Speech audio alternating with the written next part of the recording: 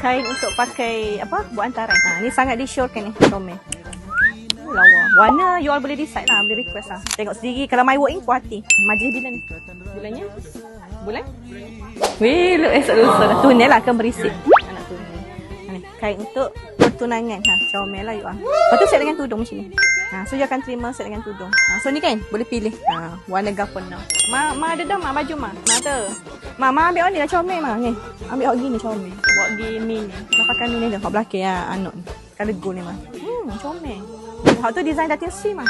Dia design dia banyak jenis. Comel. Color dia comel mah. Dia bila ambil gambar kan. Nanti nak tunai kan mana ambil gambar. So dia naik comel. Ni.